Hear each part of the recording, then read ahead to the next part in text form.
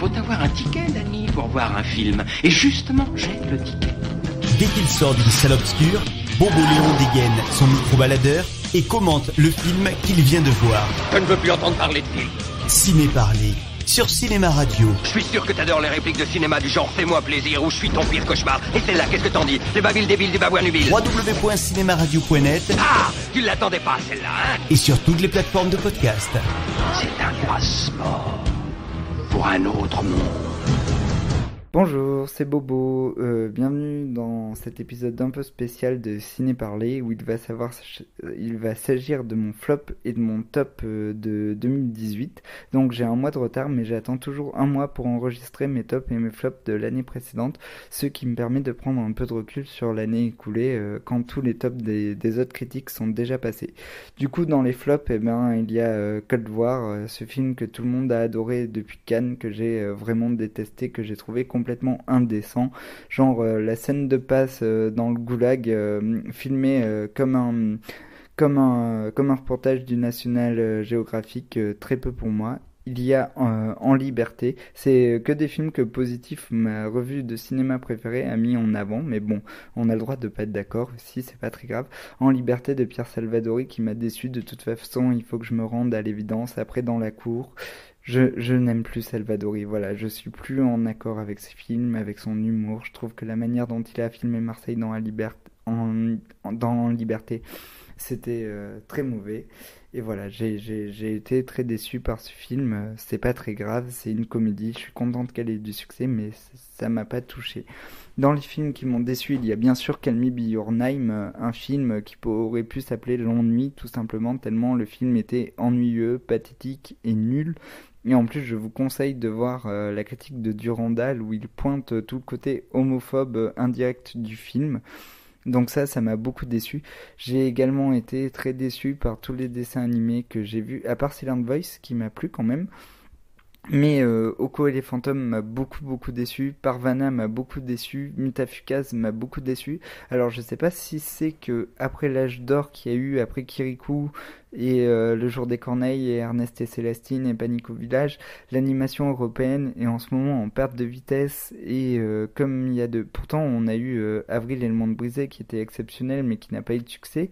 Mais là Parvana et Mutafukaz, j'en attendais tellement, c'est vraiment des films avec des sujets qui m'intéressent. Je suis fan du travail de Run, je suis fan du label 619, je suis fan de Mutafukaz, j'ai l'intégrale chez moi, j'adore Puta Madre aussi, bref, je suis fan de Doggy Bag, j'adore Fairy Tails, la série qui sont en train de sortir en ce moment.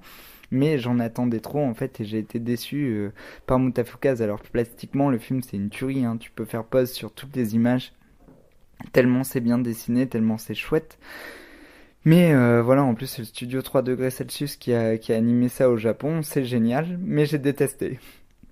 Je me suis ennuyé, il y avait un problème de rythme et tout ça, et Parvana c'est pareil, j'en attendais beaucoup, et j'ai été déçu. Par contre, tous les films d'animation de fiction m'ont déçu, tous les films d'animation des documentaires comme Chris de Suisse m'ont enthousiasmé. Donc voilà, je suis un peu partagé sur le cinéma d'animation cette année, mais là je pense qu'on va avoir une bonne année qui arrive en 2019, j'espère.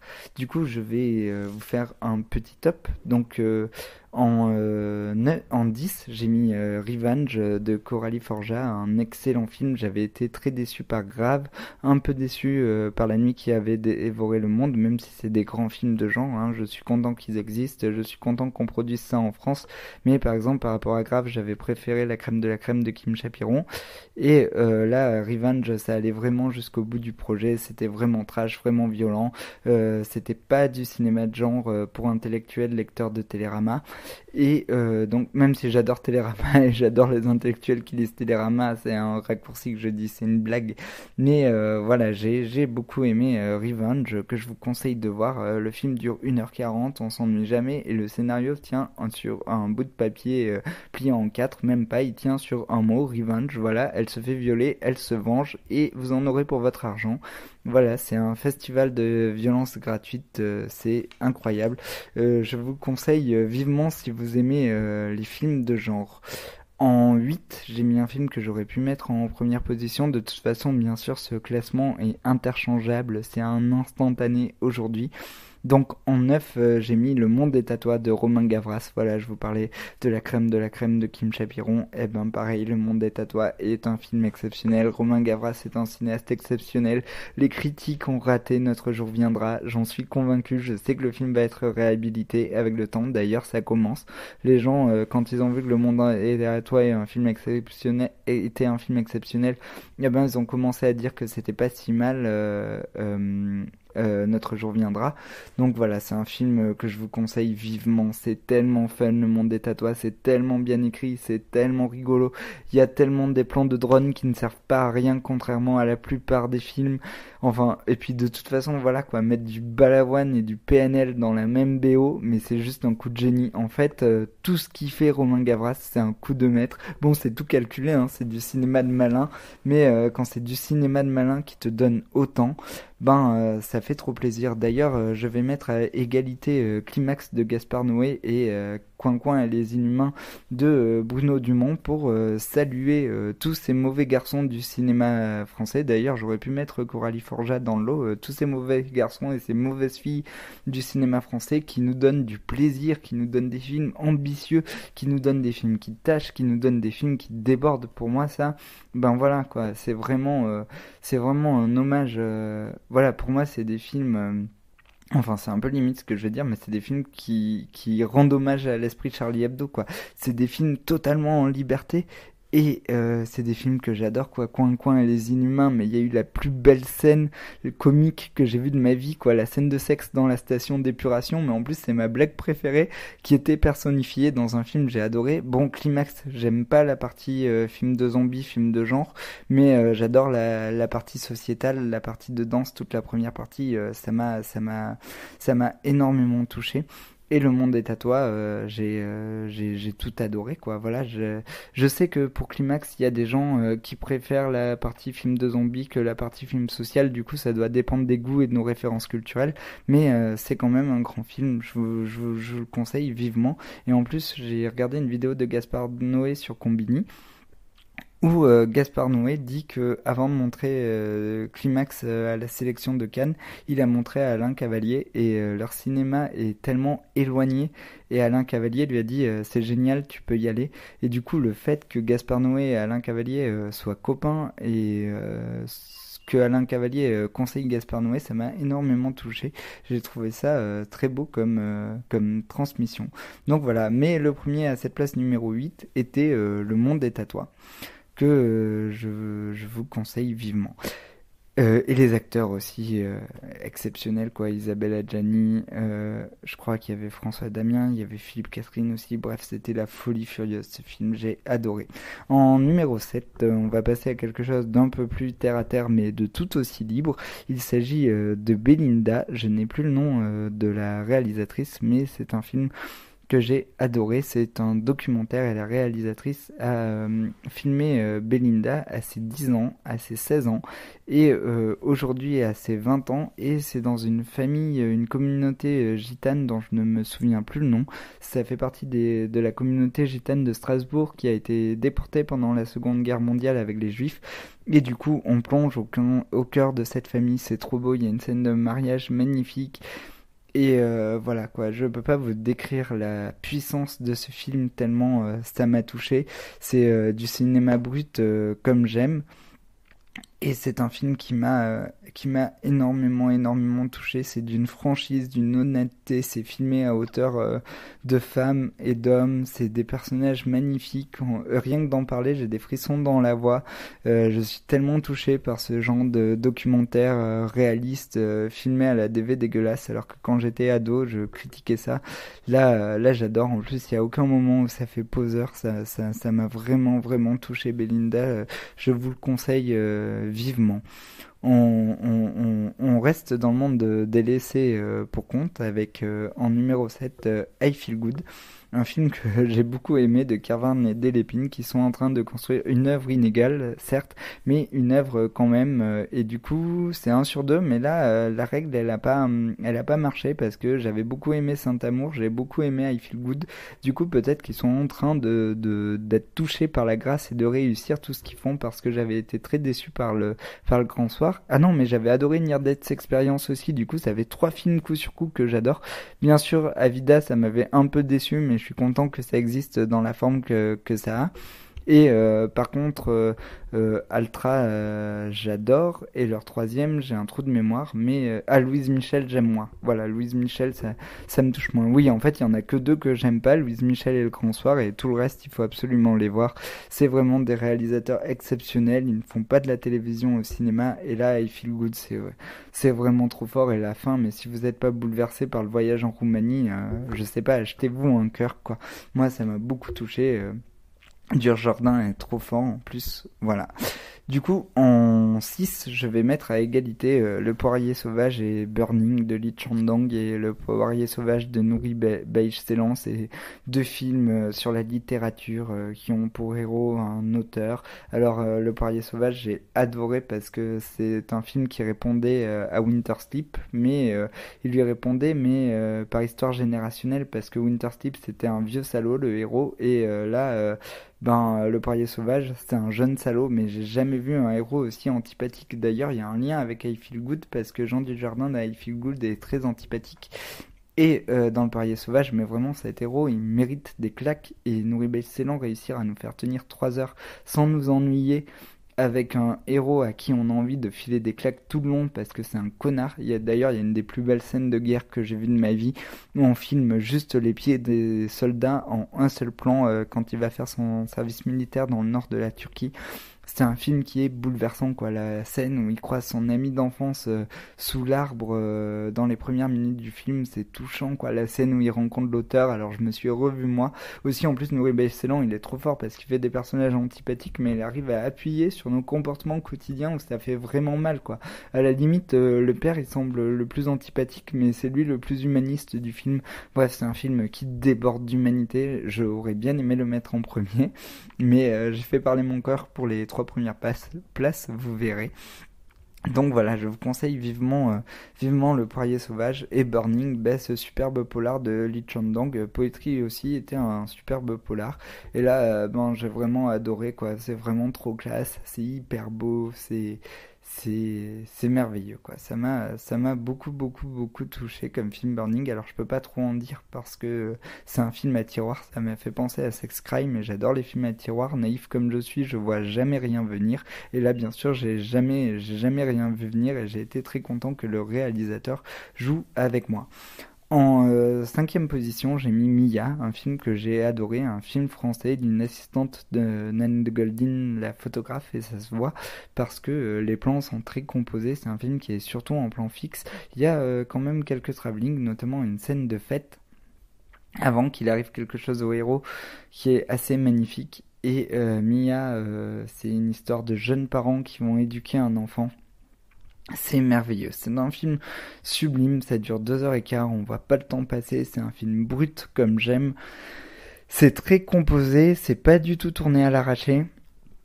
Et voilà, j'adore ce film, quoi. C'est magnifique. Alors c'est bizarre parce que là, les plans sont très composés et ça ne me heurte pas comme les films de Wes Anderson me heurtent. Mais c'est surtout que c'est des personnages, c'est des corps, quoi. C'est des corps et des âmes que j'adore, quoi. Enfin, je vous conseille vivement ce film qui n'est pas rien, qui est un très très grand film. En 4e position, j'ai mis Blindspotting, le film qui a été spoilé par Black Panther et Black Landsman de Spike Lee. Je parle de 2 films que j'ai pas vus, où là c'est très mesquin, mais Blindspotting est vraiment un film génial sur les rapports entre noir et blanc aux États-Unis. C'est un film très hip-hop qui est juste hallucinant, quoi, qui fait penser au buddy movie des années 80. Et oui, on peut parler d'appropriation culturelle, de gentrification et de bobo sans se prendre la tête et sans débattre sans fin. Et on peut parler de race et de tous ces sujets en étant comique. Et voilà quoi, il faut absolument voir Blindspotting, il faut absolument qu'il ait une deuxième vie en DVD ou sur internet, enfin, ou sur les plateformes de streaming payantes, parce que c'est vraiment un film superbe quoi. Moi, il m'a énormément touché. En plus, le réalisateur et les deux acteurs principaux faisaient du théâtre ensemble avant. Donc voilà, je vous conseille vivement d'aller voir Blindspotting. C'est un film qui a été très mal vendu parce qu'il a été vendu comme un film sur les bavures policières, alors que c'était une comédie. Donc voilà, c'est un superbe film que je vous conseille. En 3, j'ai mis Live Not Rice de Debra Garnick, un des films que j'ai préféré cette année, un des films qui m'a le plus apporté politiquement, si ce n'est le film qui m'a le plus apporté politiquement sur toutes les questions que je me pose par rapport au retour à la nature, par rapport à l'autonomie ou la semi-autonomie, par rapport à la filiation, par rapport au rapport mère-fille, par rapport à tout. C'est un film exceptionnel. J'ai envoyé plein de potes le voir et tous les potes m'ont dit que m'ont donné une interprétation différente. J'ai même un ami qui m'a dit que ça lui faisait penser à La Route de Cormac McCarthy dans l'ambiance post-apocalyptique. J'ai des amis qui m'ont parlé seulement du rapport mère-fille. Voilà, j'ai envoyé des gens qui ne vont jamais au cinéma voir des films qui ont adoré. Donc c'est un film qui m'a touché là. Et par exemple, à un moment donné, on voit quelqu'un qui fait du miel travailler dans les ruches.